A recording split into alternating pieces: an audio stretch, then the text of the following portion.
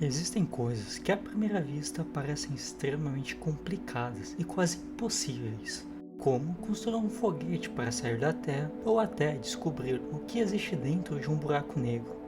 Mas você não precisa ir tão longe para encontrar coisas dentro da física que são extremamente complexas. Apenas previsões do tempo já são um dos maiores problemas da física. Eu não estou falando de prever o futuro, mas sim sobre o clima em si. Isso parece não ser tão complicado, já que nos acostumamos com elas diariamente, diferente de lançamento de foguete e a relatividade geral. Mas a previsão do tempo é algo extremamente difícil de se fazer, tanto que normalmente as previsões do tempo que dizem se vai ou não chover estão erradas. Agora, por que isso acontece? Previsões do tempo são feitas com base em dados meteorológicos. Esses dados podem incluir a precipitação, a força dos ventos, a umidade relativa do ar, a pressão atmosférica e diversos outros fatores. Esses dados são então processados em supercomputadores, e todo o processo é repetido algumas vezes ao longo do dia. Mesmo assim, é quase impossível ter uma previsão altamente precisa de se vai ou não chover, especialmente para um intervalo de tempo relativamente curto como a previsão para a semana. A precisão das previsões também varia dependendo do tipo de chuva em questão.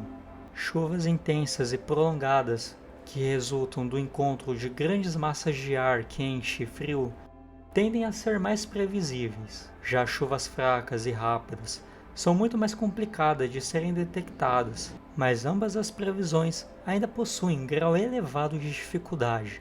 Isso porque, quando estamos lidando com fenômenos atmosféricos, nós estamos falando do comportamento e movimento do ar, que é um fluido, e a física dos fluidos é uma das áreas mais complicadas de se entender para a ciência e para a física clássica. E não só para grandes escalas, como no caso da trajetória de massas de ar na atmosfera, mas como para casos mais simples, como a trajetória do vapor que sai de uma xícara de café também. Entender isso é possivelmente o problema mais difícil da física, tanto que a equação que descreve os fluidos não tem nem solução, e essa solução vale o prêmio de US$ 1 milhão.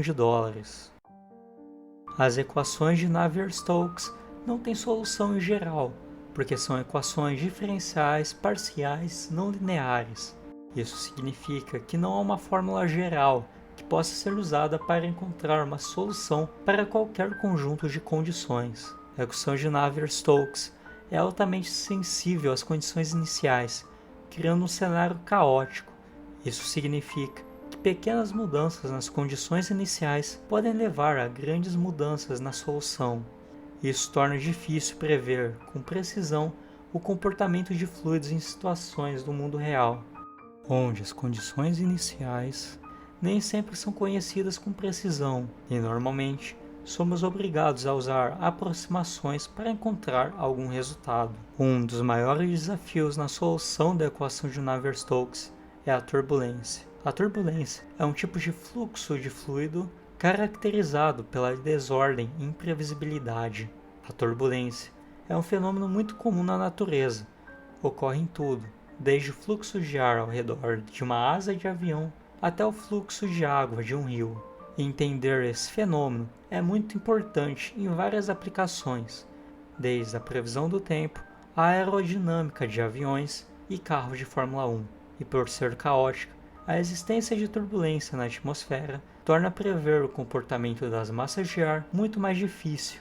Esse caos faz que, em alguns casos, quando tentamos resolver essa equação, recebamos resultados que tendem ao infinito, o que para o comportamento do universo é algo que não acontece na prática. Mesmo com tudo isso, e a complexidade em entender o caos da atmosfera e como ela se comporta, chega a ser impressionante que tenhamos previsões do tempo com 80 a 90% de assertividade rotineiramente, pelo menos para um espaço de 24 horas da previsão. E outro fluido extremamente interessante é o mercúrio, que fica líquido em temperatura ambiente. Mas será que seria possível existir um rio feito completamente de mercúrio? E o que aconteceria se você caísse em um rio como esse? Eu te explico isso nesse vídeo que está aparecendo aqui na tela. Então, confere ele e deixa o like, que isso me ajuda muito. Eu te vejo no próximo vídeo e até mais.